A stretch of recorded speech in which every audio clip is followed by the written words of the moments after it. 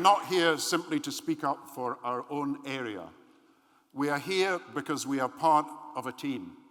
We are part of a common mission to change the United Kingdom for good.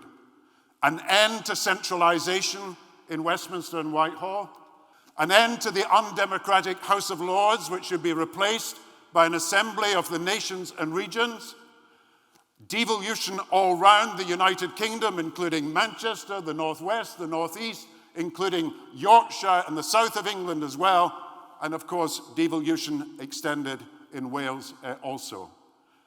Now, some people say that Scotland and England are now so different and have drifted apart that there's no common ground between the two of us, as if the mayors here this evening and the First Minister are somehow on a different planet. I tell you, we stand for the same objectives. We want a country of equality, of fairness, of dignity for all, and where it is safe for diversity to flourish instead of the old uniformity of the past. And some people say you've got to choose between being Scottish or being British, and you cannot be both. But what you will see tonight is people from every single part of the United Kingdom committed to the change that I believe we can all support over the next few years. And I believe that together with the declaration we're making this evening from Edinburgh, we can start a campaign across the whole of the United Kingdom so that power and wealth and income is redistributed to people across the country, based on the principle from each according to his capacity to give, to each according to the needs that they have. And to be honest, just think of what we can achieve if we can find a way of working together. I think the people of Scotland are desperate for change. I think the people of Scotland are desperate to see things different. And I think what people in Scotland are saying is we've had 10 years of a battle between yes and no, between independence and the status quo, between Scotland and Britain, and it's time to see if we can move forward and do something better. You know, for 10 years, independence has been the only change game in town. And now it's time, in my view, to look at what we can do differently. And we did a poll before this event this evening, and we asked people about 3 different options: independence, the status quo, or a stronger Scotland in a better Britain. And what we found is only 18% supported the status quo. Only 30% now supported independence, down from 45%. But 52% supported a stronger Scotland in a better Britain. And that's the plan that I want to outline very briefly this evening.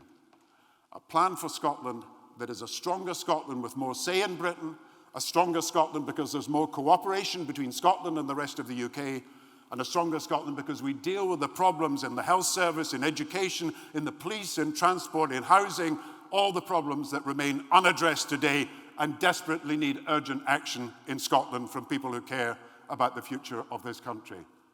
And the plan starts with one thing. We need an economic, industry and jobs policy for Scotland.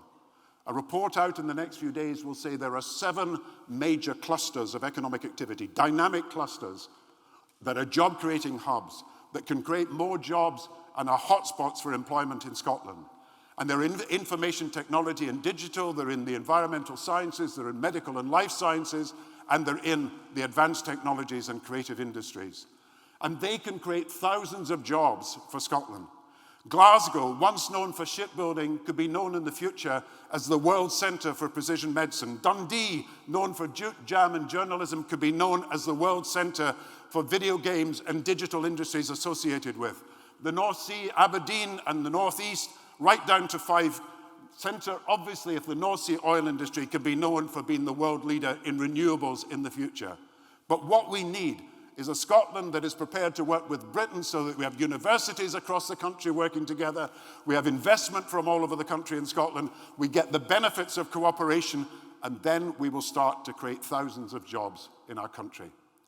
And we need a Scottish plan for a stronger Scotland in a better Britain that deals with the problem that is most grievous and hurts me most in Scotland: the terrible, awful rise in poverty.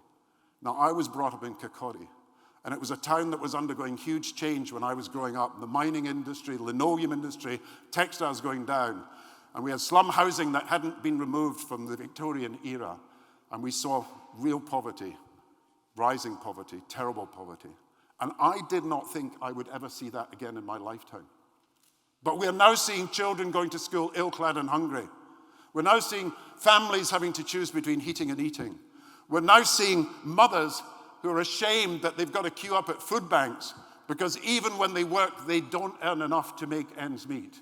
And we're seeing charities that are now stretched to the limit, and I know this from my experience of 5, having to give up on helping the hungry so they can feed the starving, having to give up on helping the badly housed because they've got to deal with the homeless, having to give up on helping the down at heel because they're having to deal with people who are now down and out. And so something has got to change. But you can't do it just with good intentions. And I believe that public services will continue to stagnate as long as we don't have a plan for a stronger Scotland in a better Britain. But what we don't need is to spend money on defence nationalism, a separate army, navy, and defence force. Just imagine we're 2% of the land area of America. We're 3% of the land area of Australia. We're actually 10% only of the land area of one state in America, Alaska. And do you really think it makes sense to have a Scottish army, an English army, and a Welsh army? A Scottish navy, an English navy, and a Welsh navy? A Scottish air force, an English air force, and a Welsh air force? Some of them so small that they probably would make Dad's army look like a capable fighting force. And do we really want environmental nationalism? Do we not need environmental internationalism? Do we not understand that pollution is no respecter of borders? And unless we cooperate between Scotland, England, Wales, and the rest of the United Kingdom, and then the rest of the world, the good will be undercut by the bad, and the bad polluter will be undercut by the worst. And that should not happen. We need to work together. And when you look at all the opinion polls, and we've just done one, people do not want a Scottish pound. People do not want a separate border. People do not want a separate customs union. People do not want the defence nationalism, the pension nationalism, the welfare state nationalism, all the nationalisms that would be the product of the current SNP policy for independence. So I tell you, there is a better way. I believe there is a better way of standing up for Scotland. We've got to move on from the old nationalism, which is really 19th century nationalism, that wanted a nationalist state with all the trappings of nationhood, a separate army, separate currency, separate borders. We've got to move on from that to a 21st century patriotism, where we recognize that people love our country, our history, our traditions, and our institutions, but they understand that in an interdependent, integrated, interconnected world, we have to work together for the common good. Otherwise, by dividing, we will hurt ourselves separately. And I think we've got to move on also from the nationalist ideologies of the past. The idea that the world is a permanent struggle between us and them, the insider and the outsider, inventing enemies where they don't exist, creating resentments which are imaginary rather than real, absolutist, independent, nothing else, no compromise at all. We've got to move on to a better view of the world, which I believe is the post-nationalist state. Not the post-national, because we will always be patriots, but the post-nationalist country, where we know that prosperity to be sustained has to be shared. When we know that our independence in this integrated world is qualified by our interdependence. When we know that the best thing is to balance the autonomy we want with the cooperation we need. Self-government, yes, and shared government where it matters and helps us too. And that is the way forward. So I'm appealing to you this evening that we can create a new movement for change. We can create a stronger Scotland in a better Britain. We can meet the aspirations that people have for a greener, fairer, safer, stronger, wealthier, poverty-free Scotland. But we have to do it by working together. Solidarity instead of separate development. Empathy across the nations instead of enmity between them. Reciprocity across the countries instead of resentments and recrimination. And cooperation instead of conflict. I started by saying, just think what we can achieve when we work together. I finish with these words.